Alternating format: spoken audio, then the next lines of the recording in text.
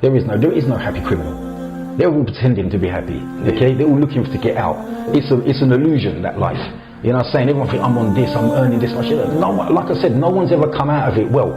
It never has a good ending. That life story never has a good ending.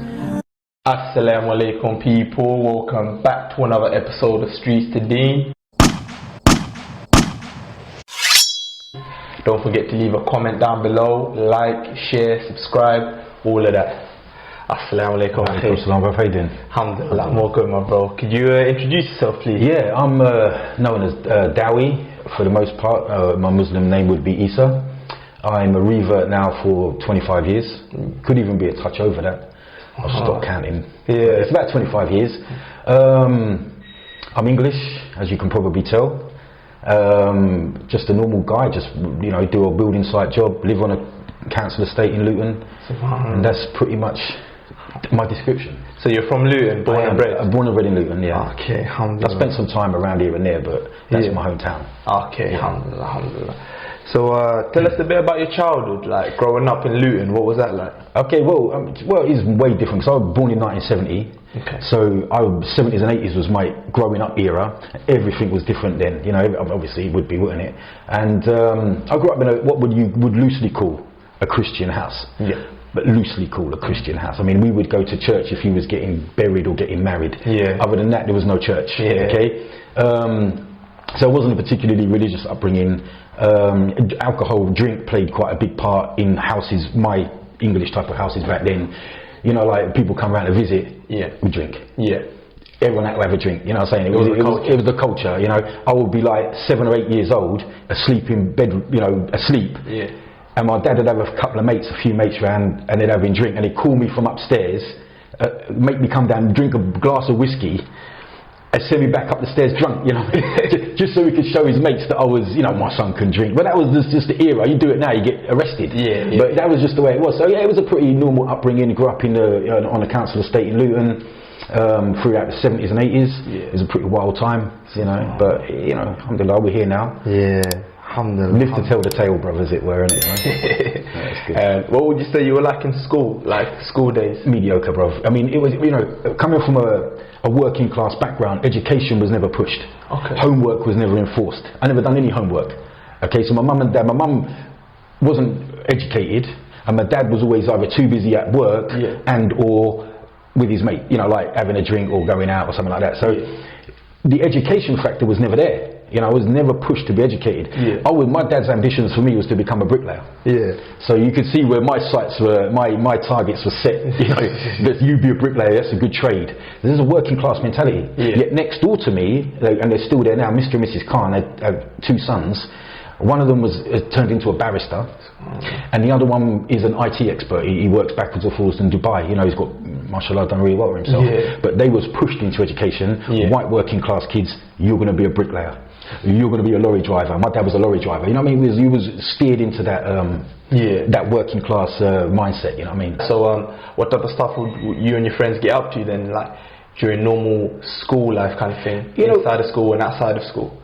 Outside of school, we just hang around the youth club. Okay. And if down the road from the youth club, we had a pub in a estate that was called some flats and a pub, and then we'd go from the youth club to the pub and sit outside the pub. When the youth club shut, we'd go outside and sit outside the pub and wait for the drunks to come out, and that would be our entertainment. That's what age was this? What age was this? 13, 14. Okay. That type of age, 12, 13, 14 upwards, until we was allowed to sneak into the pub. And start about 16, 17, the landlord would say, if you sit over there and keep your mouth shut, you can sit in here. Okay. You know what I mean? But that was it. We used to, and back then, break dancing was a big, it was just coming in the scene. Right. So guys used to put the lino and the big radios out, and we'd do some of that. Yeah. I was never that great at it myself, but it was the scene of the time, innit? Back then, you don't remember none of that, do you? Nah, I've got no idea. No. So that was all back in the early days of that. So yeah, it was back then we had a good time. I think my childhood is better than your era's childhood. In what sense? We don't have social media, so we had to go out and actually be social. Yeah. We had to go out and meet people. And socializing is like anything. The more you do of it, the better you get at it. The less you do of something, the worse you get at it. That's true. So most youngsters now have a communication problem because they can't physically socialize very well. Yeah. The reason why when they try and put 2 words together, it comes out You know what I mean? So, but in our day, we had to go out and we wanted to see someone, you had to go and meet them. Yeah. It was like a knock on their door, is he coming out to play? Yeah. And then the mum would either say no or yes, but you had to go out and physically. But now it's all gone. It's all gone. Like everyone just in their own bubble. Yeah, in their own little world, don't they? You know? So I believe every generation thinks that their generation had it better than the generation now. Yeah. But I genuinely, from the social aspect, it was better for us. Yeah. You know, there was no cameras everywhere. There was no mobile phones anywhere. You just had to go out and live. But then touching up on that, like there was no cameras and stuff like that. I'm guessing as young kids growing up, you would get into a lot of trouble because you know you can get away with it, or you relatively sort of. Yeah, there was no radio. There was no camera. Okay. No cameras anywhere back then, bro. So yeah, you could pretty much get away with murder. You know what I mean? Not that I did, but yeah, you could get away with anything. And nowadays, you know, you're on camera everywhere. So if you're going to do a crime, you're going to get nicked. Yeah. So I suppose from some aspects it's quite good, but from other aspects it's quite Big Brother, isn't it? Yeah. It's quite controlling. It's quite. You know, we always tend to look back. This is the problem when you're a revert Muslim. When you talk about your pre-Islamic days, you have a tendency, or I have a tendency, to look back with nostalgic glasses. Oh, they were the good days, but they really weren't. Yeah. Because I've taken drugs, bro. I'll be honest. I've taken my fair share of different drugs. I mean, mainly and stuff like that. Yeah. Because they were party drugs. But I've never, like I've said before, bro, I've never been so low as when I was high. Yeah. Because it's actually, you know instinctively, I'm taking this thing that makes me high, but I'm actually void. I'm actually inside, I'm empty. As I wouldn't need it. Yeah. I was brought up on alcohol. And if you're happy, you don't need alcohol. Yeah. You're just happy. If you talk, well, I don't know what a pint is now, probably £4 or something, innit? Why am I going to spend £4 on something that's known to be a depressant and I'm already happy? You know what I mean? Yeah, right. So you're only filling up voids. You're only filling up holes with drugs and drink and things like this. Yeah. You know what I'm saying? So, so obviously living that type of lifestyle at, you know, early to late teenage years and stuff like that, you got a few stories of like growing up, certain things you got into or certain situations that, you know, you can remember, or you can highlight in your life, like, or pivotal moments in your life kind of thing? Yeah, I mean, you know, we used to get up to stuff back then. I was living in London and, you know, obviously... Okay, so you moved to London from Luton then? Yeah, I moved to London from Luton for about 4, 5, 6 years, I can't remember, it was a blur.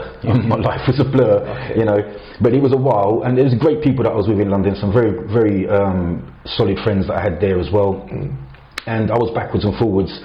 But I remember one particular time, and I was in the Docklands of London, in the Docklands, and I was sitting on, because I don't want to go into too much about crime, because young guys might watch it and think, yeah, it's good to do this. It's not.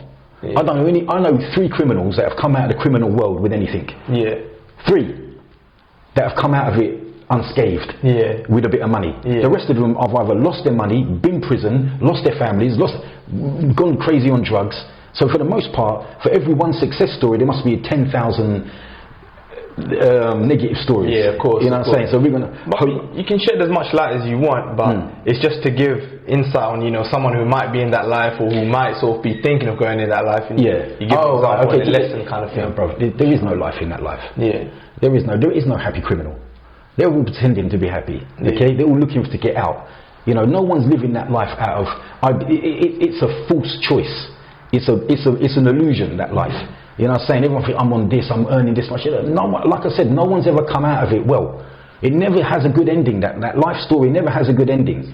Okay? For most people, it ends up in prison, or killed, or hurt, or your families leave you, your missus, your kids you don't see. There's normally a disaster trail behind you in that life. And for what? Yeah. And for what, bruv? You know what I mean? What you think, because you're earning a little bit of dough. None of them have got any money at the end of it.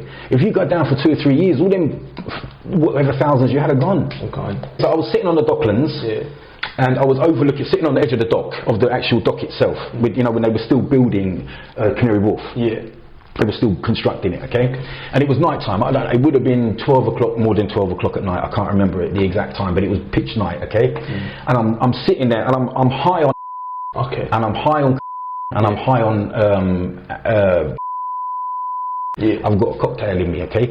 So I'm sitting on the edge of this dock, and if you look down, there's probably about a 10-foot drop into the water. Okay. And I'm all alone, and there's no ladder to get out. And as I'm looking at it, it just looks like I'm looking at it and I'm thinking it's black oil, and it's just got lights popping off it, because you can see the shimmering. Okay. You know, the lamppost. Yeah, all the lights of the city. You can see it shimmering on the dark, on the surface of the water. So I'm sitting there and I'm rocking backwards and forwards, and I could hear this voice but it just sounded like someone was standing right there. It sounded like somebody was physically standing next to me, and it felt like somebody was standing right next to me. And they were going, jump, push, jump, get in, jump, do it now. And they were saying, do it now. And I was like that. I was sitting on the edge. No one was around, so if I'd have went into that, I'd have been dead. Yeah. I would never got out. Yeah. I was high, and there was no way to get out, because it's like a 10-foot drop. Yeah. So I was sitting on the edge of that. I'm sitting on the edge, and there was nothing stopping me from going in. And this voice, and it was as clear as your voice to me, and it was going, jump, go on, jump. And it was like pushing me to jump. Obviously, alhamdulillah, I wasn't Muslim at the time or anything like that. Yeah. And I remember breaking away from that, and I suppose that the days after that, I started to think to myself, because I used to walk past it every day. Yeah. I said, man, that could have been me. That could have been me. Yeah. I was only 20 odd years old, you know what I mean? So, and then that, I think, was a moment when I started to turn away from drugs. I mean, I still drink, but I'm not doing that anymore. Yeah. I definitely didn't take LSD out of that. Yeah. You know, because that I would have been deemed a suicide or an accident or whatever. Whatever it was, that would have been gone. I'd have been one dead dude in the Docklands of London. And it was the voice, and I didn't know anything about Islam at that point. Nothing at all. Yeah. And I know now that was the voice of the shaitan. That was him whispering to me. Yeah. How many other people has he done that? You know, in their moments of despair, or their moments of drink, or their moments of depression, how many other people has he done that? You know, now we know where it comes, isn't it? We know where that comes from. But then I didn't know nothing. It was just like a voice. So you would say that was one of the lowest. That was Oh yeah, but I've been on some very low down moments in my life. You know what I'm saying? Some. You know, I've had. But you know, when you say that, people might get the impression that only desperate people become Muslim. People only become Muslim in the most desperate moments, like when they want to commit suicide, or they have a marriage problem or a financial problem, where they've been in prison or something like this, and they're in their moment. But not really. When I actually become Muslim, when I actually took my shahada, I was fine. I was in a relationship. I was working regularly. I was stable. I had a child, a newborn child. There was nothing wrong with my life. It was going okay. At that time, it was going fine. So I didn't become Muslim in my desperate moment. Yeah. But so looking back on it, you know what I'm saying? It might be interpreted that way. Yeah, well, no, because it is a thing. People turn to religion because they're only desperate for some sort of a answer. Yeah. And maybe that's true, and it really is an answer. But for me, that wasn't the moment that I become Muslim. Yeah. So leading up to you becoming a Muslim. Yeah. Where were you at? Where were you at in your point of life? Okay, right. Yeah. So a little bit before I become Muslim, you see, even when I was at school, I mean, we're talking this age up, okay? I was interested in history. Okay. I was interested in the old films, you know, like the Gladiator films and the Ten Commandments and these type of, where people seem to be honourable. Yeah. You know, you speak honourably and be honourably, okay? So I always believed in a God. Yeah. Even though I wasn't in a religious family, but I had a belief in a God. And where I live, on the estate where I live, there's like an old park, and it's got a hill on it. They've knocked all the playground off it now. Yeah. And it was just a hill. So before I knew anything about Islam or anything else, I used to go on this hill and I used to pray. And when I prayed, I would always point up to the sky and say, basically complain. I suppose you would look at it now, but I would make a dua, is what we would say now. But why don't I get this, and why has that gone wrong? But I would always pray on that hill. And I always envisioned God being above heaven, you know, like in heaven, not here. Yeah. And no one did nothing about Islam. So when I had my first child, my oldest son. What age was this? What age was I? Yeah. I would have been 25, 26. Okay. I went to that hill and I said, right, I'm going to come looking for you. You won't have to find me. I'm coming for you. I remember the prayer quite clearly. So I said, that was my moment on my little prayer place, my hill, okay? So then I started looking into religions, okay? Now I'd been inside for a little bit, so I knew there was a religion like Islam, but the brothers that I was inside with were Nubians. Nubians? Or Nuwabians, I think they call them now. They're like a black supremacist group. Okay. I was the only white dude they ever spoke to, but but they were Muslim, they were Islamified, but not Muslims. Yeah. I don't know if you ever met them or any. No, I've heard of Nation of Islam and stuff like that. Okay, they're like an extreme version of that. Okay. They're like the Nation of Islam, but they believe in aliens and other things like this. Okay. Fair enough. Right. So but I didn't know. Yeah. A Muslim, once you say you're a Muslim, innit? Yeah. I'm not going to dissect everything. I don't know anything about it. I don't know if you want to get into it. I don't mind. What actually led you into going inside and stuff? I think we missed that bit. Oh, yeah, stupid stuff, bruv. You know, like drink driving, pinging a police officer. Yeah. You know, telling the judge to F off, got me another 3 or 4 months on top, you know what I mean? So, stupid stuff, bruv, you know, nothing to brag about. Oh, was it just once or was it a few times? No, I mean, I got off with more than I was lucky a lot of the time, bruv, you know what I'm saying? There has been times where I could have been doing life if I'd have been caught, you know. Yeah, there has. Yeah. Definitely would have been doing 7s and 10s. Yeah. You know what I'm saying? So the little bit that I went down for was a minor, to be quite honest with you. So and it was the one-off kind of thing? Yeah, you know, I didn't mind it. Okay. Because at the time I didn't have kids. Yeah. It's just, okay, knew after people in there anyway. So, you know, there was a gym, you fed me, well, okay. Yeah. What's the big deal? But obviously now it's different, you're older, you've got a life, you've got kids, you've got everything. So it's not, and you know, it's a waste of time, isn't it? Okay. That's what it's for. Yeah. If it takes you away from your life. So, when I went looking on this journey for God, right, so I think that's where we was, I spoke to some Hindu guys that I knew. I spoke to some Christians, obviously. I know some Jehovah's Witnesses. I knew one of my best friends from school is a pastor of a church. Spoke to him. I didn't speak to any Jewish people because I didn't know any Jewish people. Okay. Because they just don't live in the areas where I live. I would have spoke to them if I wouldn't have had a problem speaking to them. There was a couple of Bangladeshi lads that I knew that I wanted to speak to about Islam, because most of the Pakistanis that I knew were not practicing. Okay. So there was no point me talking to them. Yeah. But a couple of Bangladeshis that I knew were practicing more. You know, they were at least praying. Yeah. So I set up this meeting for these guys to come around my house and talk to me about religion. Okay. My flat I was living in. So 3 times we set the meeting up, but 3 times they never come. Oh. Okay, so they, I don't know, whatever reasons, okay? Yeah. So I decided, alright, I'm going to go to the mosque. I'm going to go to one of their mosques and I'm going to ask the question. And one of the main questions that I wanted to talk about was the crucifixion of Jesus. Because I've seen films on it. He was definitely crucified. You lot are saying he's not crucified. You need to explain to me what you're talking about, you know? So it was just basically that. Yeah. So I went to a mosque in East London, near Brick Lane, and it was in Ramadan.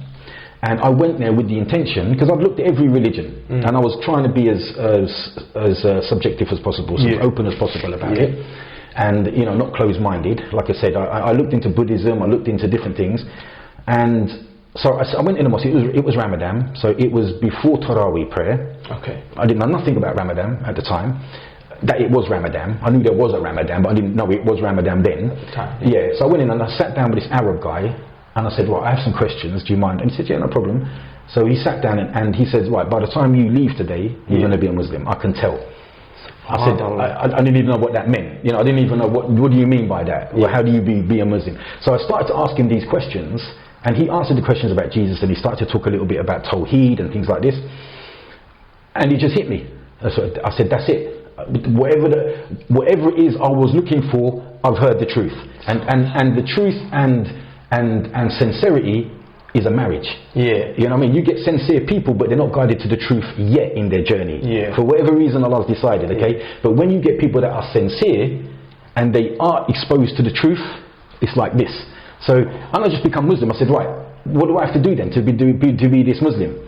He says, right, you have to say this in Arabic, and that, which was a struggle, but he went through it slowly. Yeah, and then I took my shahada then, alhamdulillah, and then the whole mosque wanted to hug me, which I thought someone should have warned me about, you know what I mean? It's just like hundreds of them. Imagine Ramadan, innit? You know, so there were hundreds of them, literally. So I had a hug, they give me some Asian clothing, told me to have a shower with a little kettle of water. I thought, well, this is a bit weird, I don't know what I'm doing, but you know, so, and then and I started fasting the next day, but that was in the middle of winter, so it was not, it was quite easy, to be honest with you. And then I started fasting the next day, and I remember saying to myself, I said, you know what, this Muslim lot, they don't drink, right? So out of respect, for 3 days before I go to the mosque, I'm not going to drink any alcohol. Okay?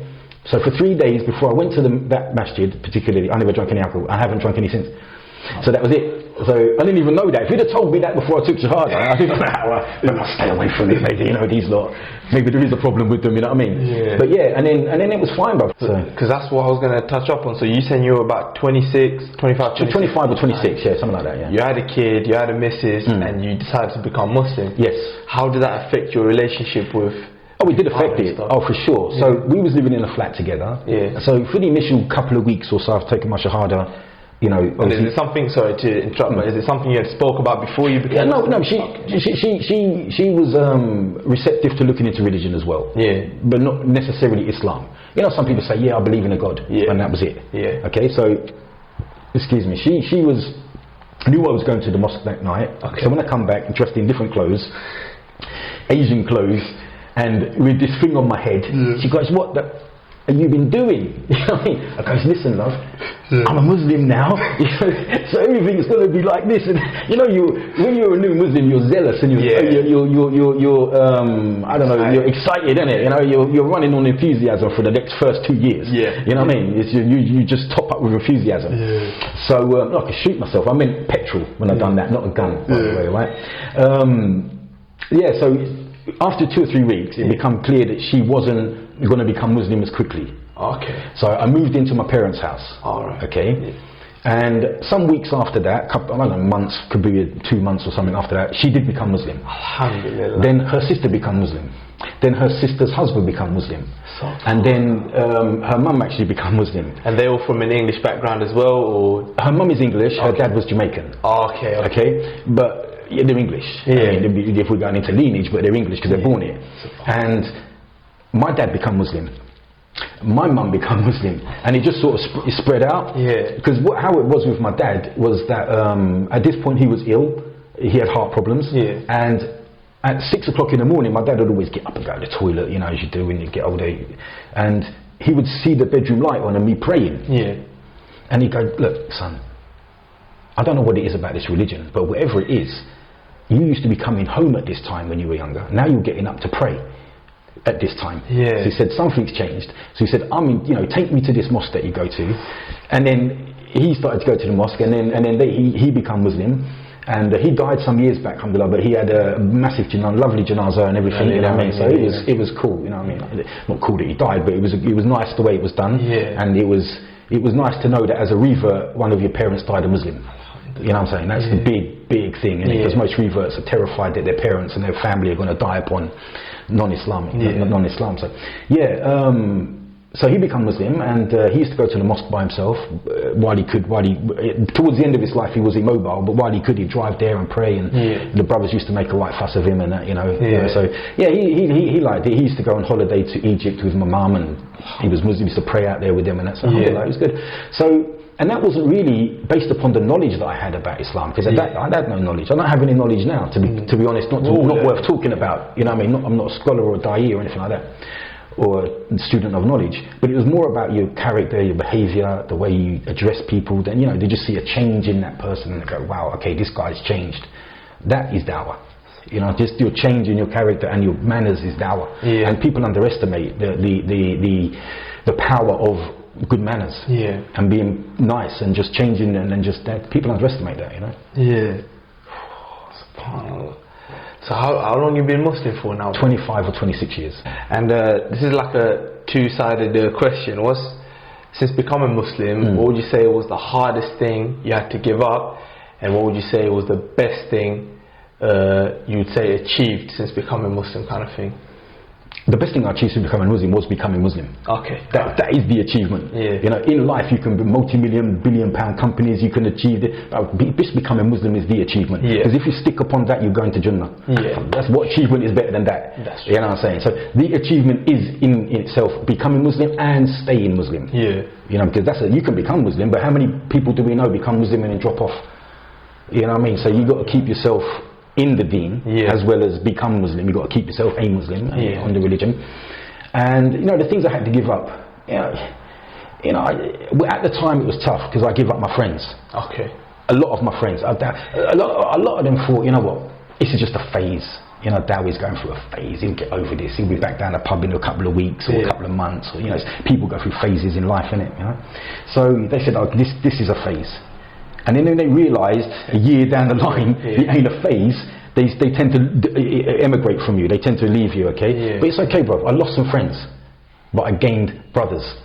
You know what I'm saying? I gained brothers. I lost friends, but Allah replaced it with brothers. I lost family, but Allah gave me an ummah. Yeah. You know what I'm saying? So Allah always, if you give something up for a good reason, like for fisabilillah, for the sake of God, Allah will give you something better in its return. You know what I'm saying? So At the time, it was a little bit. All my pals had, not all of them, but some of them have abandoned me. Yeah. But what did I have in common with them anymore? I wasn't going to take drugs anymore. I wasn't going to drink anymore. Yeah. I wasn't going to go to the pub anymore. I didn't want to talk about the bull crap that they were talking about. You know, the nonsense that they. Because once you've been exposed to learning about Islam, you don't want to talk about rubbish. Yeah. You know what I'm saying? It's like, well, this is just boring. Yeah. And not only is it boring, it's annoying. You know what I'm saying? So I had nothing in common with them to be friends. So it was probably mutual actually. Probably lost each other, you know. But some over the space of years, some of them have drifted back in. Okay. They're not Muslim, but they're sort of like, okay, we're older now, so you know, you've been on this for a long time, Dowie, so you know we're okay with it. And plus, I've mellowed a bit. Yeah. You know, when you first become Muslim, it's like, why ain't you Muslim? You know what I mean? Why ain't everyone Muslim? You're all stupid, you know. And you become very judgmental. Yeah. And that's new Muslims do that. And that's one advice that I would give new Muslims is take your time. It's strange for your friends. It's strange for your mum and dad. It's strange for your family. It's strange for people that you've changed. So give them patience. Be patient. Give them a bit of time. You know, don't try and force things on them just because you believe in it. Use a little bit of wisdom. Speak to brothers that have been in the religion a while. I've been in the religion now 25, 26 years. So that's, I think, an insight that I can help with new Muslims is that not many Muslims have been Muslim as long as me. So I can tell them, look, you've only been a Muslim 2 years. Take your time, bro. This is chess. This is for life. This is for life. This isn't a sprint. This is a marathon. You could die today, but you look at it like to pace yourself out. People that are impatient with you now, be patient with them. 2 years, 3 years, 4 years, 10 years. They can drift. You know, it can settle in and they can come in. You know, so it's just that you look at the long game when you play when you're playing Islam. You're not playing Islam, but in Islam you look at the big picture. The bigger picture. And obviously I was going to ask how your family took it when you became Muslim, but alhamdulillah, as you beautifully explained, most of your close family ended up embracing Islam. But not all of them took it well, bro. I've got one of my brothers, and he hasn't got the same name as me. He's in the EDL. He's in the National Front. Oh, right. Yeah. EDL wasn't enough for him. He needed the National Front. He's not got the same second name as me, so you wouldn't know who he was. But yeah, even him. Even though he doesn't like Muslims, he can't deny the character. You know, he can't deny the manners and the character. I'm sure you guys have had conversations back and forth. Some people it's not about conversations one-on-one because they just don't have, not everyone has the intellect to understand Islam. Or to a degree. You know, when you spend your whole life drinking and talking about football, it's stereotyping people, I know, but if you spend your whole life, sometimes it's hard to get into the spiritual side or the historical side or anything like that. You know, it's kind of hard for them to make that thing. But they see that you're solid, they see that you're straight, and obviously I've kept my English identity, which is, I think, really important for reverts, is that you keep an identity, you keep your natural personality, and now I wouldn't say that that particular brother is cool with it, but he's okay with it.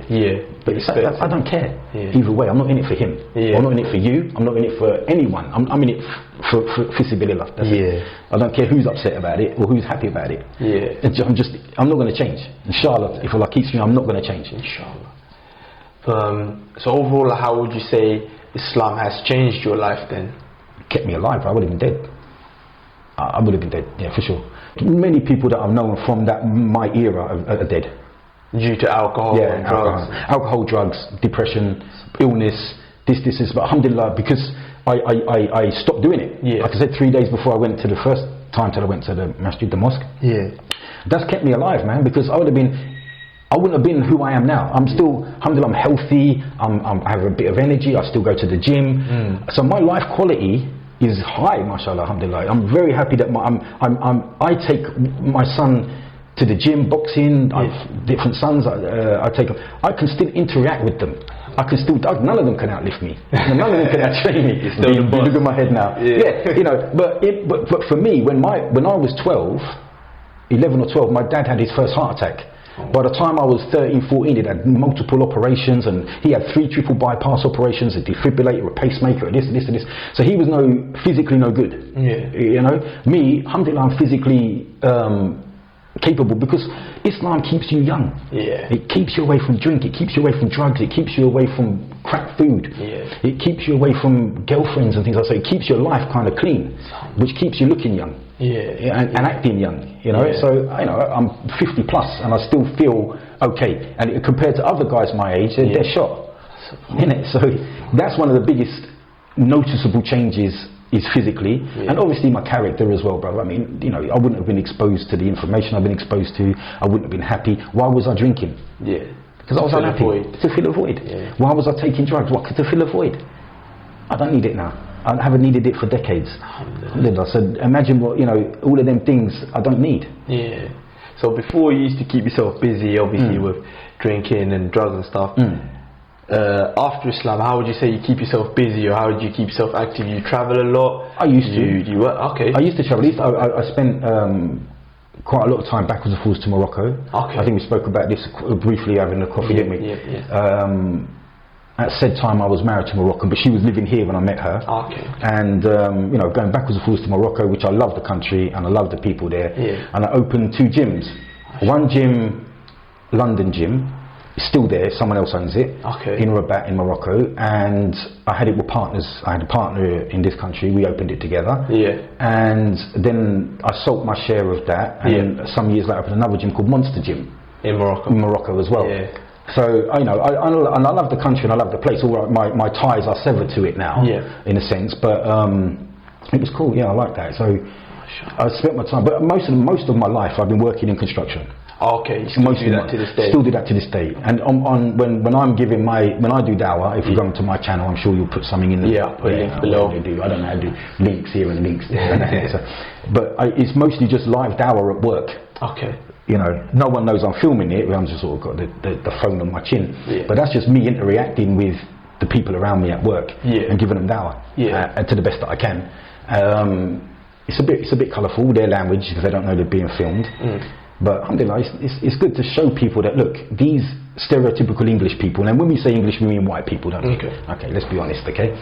These stereotypical white English people are interested to hear about this stuff. Okay. I'm not going to say they'll become Muslim, but they're interested. Well, which sort of leads on to, which was going to be my next question, what advice would you give to like non-Muslims that might not know about the Deen or might be interested in Islam but don't know how to go about it? You know, what advice would you give to them? Okay, yeah, there's a lot of advice to give on that topic, bruv. There is going to be doubts in their head. Okay, they might say they're inclining themselves towards Islam. They're reading some stuff, they're watching stuff on YouTube. Maybe they've got a couple of mates that are Muslim, and every now and again the conversation pops up. And but they got that voice, haven't they? Okay, they got that voice. What's your mum and dad going to say? What's your girlfriend or your boyfriend, or what are they going to say? What your mate's going to say? What are they going to say at work? Okay, what if you have to become Asian or Arab? You know, you don't change your whole identity into wearing different clothes and that. No, but look, my advice is you can be you. You can maintain your personality, your identity, and your culture, and still be a practicing Muslim. Okay, you can. There will be changes. Okay. Like you won't swear, or you'll try not to swear. You won't do certain things, but they're positive changes. It doesn't mean that you're not going to be you. You're still going to be you. You don't have to change your identity and become an Arab or become Asian, or Pakistani or Bangladeshi or whatever else. You can be you, but it's not. We're not there yet. We're not, because I'm talking about white Muslims now. I know that you're black. I've noticed that, brother. But I'm talking. Obvious. I picked up on it quite early on. It's different for white people because we've got no history of Islam in this country. If you're from Jamaica or the West Indies, you're going to relate back to Africa, and there's a history of Islam in Africa. If you're African, there's a history of Africa. If you're from Turkey or from Albania there's a history of Islam in your country. There's no history of Islam here, 30, 40 years in this case. There's no history here. So white Muslims tend to try sometimes to reinvent a personality for themselves and become a different person. But now I'm Muslim, I've got to be this person, and I've got to change and look different and act different, talk different, eat different. Ultimately, that will struggle with that. You do it for a little while, but ultimately you don't recognise who you are, because it's not you. It's not really you, is it? You know. So then what happens is, and this is where they start leaving the Deen, is where they don't recognise themselves. And then they start questioning who they are, and they think the only way they can find themselves is to leave the religion, which is what happens sometimes. So no, you don't have to do that. You know, Islamically we can dress in, men can dress in any clothes as long as it covers the right parts and it's modest. And we lower our gaze when we see women on the streets and things like this. So that's fine, but you can still be you and practice your religion. Yes. You know, and if it's a woman that's becoming a Muslim, Yeah. and you know, obviously I can't speak about women's affairs. I can only speak in the masculine. Yeah. And she's nervous or she's worried or scared to wear hijab and that, Yeah. then she needs to go to sisters that are wise and old and gentle, and they help her. Yeah. Don't just tell the sister put on hijab. Yeah. And she's white. Yeah. And you know, if a black woman wears a hijab, no one looks because she's probably African. Yeah. Or something in it, you know. If a white woman puts on a hijab, I'm not saying don't wear hijab, but I'm saying be gentle with them. You know, just take your time. And we need wisdom. You know, because giving dawah is more about wisdom than knowledge. Yeah. And flipping onto the other side, where what advice would you give to people who are already Muslim, either born Muslim or reverts, but you know they're struggling to uphold their identity or the Islamic, the Islamic identity? What advice would you give them to hold firm and to keep strong, kind of thing? Again, just because you're born Muslim or into a Muslim house and then Muslim doesn't mean you know about Islam. So you have to learn their religion. You know, you can't be out on the road, bruv, and think you're going to be on Deen. Yeah. The two things are not compatible. Yeah. You can't be in a car listening to music, smoking weed, and then think that you're going to know about Islam, because the two things are not compatible. So you need to change your environment, change your friends, just like a revert would do, because they're effectively like that. You know what I mean? Jazakallah, brother Dowies. Any final words you want to say to people before we wrap this up? I think, you know, anytime, man. If any way I can help. I mean, you guys will put a link somewhere. There's videos on my channel where I'm talking about dawah in giving dawah real life. Yeah, inshallah, brother. I'll share yours as well. Because I'm only doing it for that reason anyway. Fisabilillah. Fisabilillah. That's it, man. It means I don't want to get money. I don't know how you would get money. I don't want no women. I don't want no fame. I don't want nothing like that. Yeah. You know what I mean? I'm not interested. Just want Jannah, inshallah. That's the ultimate success, innit? When you say what's success, there's success. Everything else isn't success if you don't get that. Yeah. If you give me £1 billion company and I don't get Jannah, what's the £1 billion company worth? Nothing. You know what I mean? So. Jazakallah once again, my bro. Appreciate it. Assalamu alaikum.